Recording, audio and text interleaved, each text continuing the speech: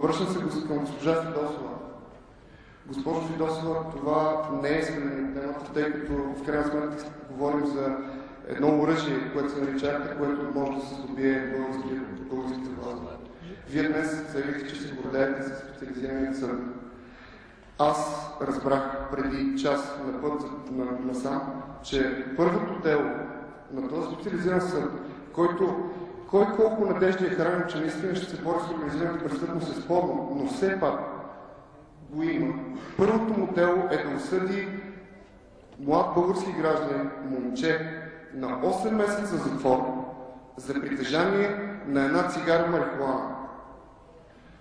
Господа от граждани за развитие на европейска България, в Швейцария, в Холандия и в повечето европейски страни притежанието на една доза не е криминализирано. Вършвам господин Мартин Димитров.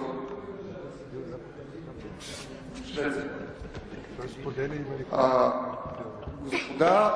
Господа от Съюз за демократичните сили. Демократично ли е това, което се случва в момента? Това е абсурд, че въобще обсъждаме. И това, което се случва на това момче, не за живота му е провален. Господа от Движението за права и свободи, какво правите вие срещу акта за съдбата на това момче? Господа социалисти, живеем в социална България. Бъдете по-активни. Затова аз имам следният апел към вас и към господин Плевнев, новоизбраният президент, и към неговата съпруга, нашата президентша. Моля ви, помилвайте това момче. И нещо друго. Аз имам апел към господата народни представители. Ето един джойнт. Ето един джойнт. За толкова на стълката, на това апел. Кой народен представител ще се застъпи за съдбата на това момче? Това е смешно, това е нищо. Добре, благодаря ви. Никой не няма да се застъпи за съдбата на това момче.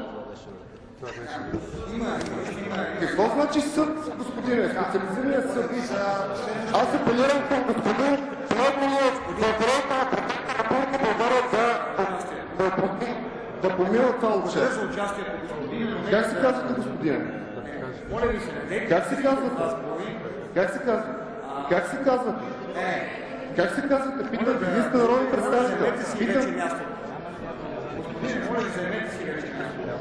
Моля ви, заемете си вече мястото. Слушахме ви всички внимателно. Така, моля следващия гост, вие пожелахте думата, представете се за какво. Вижте, пак ви моля за толерантно отношение помежду си и второ за допълнително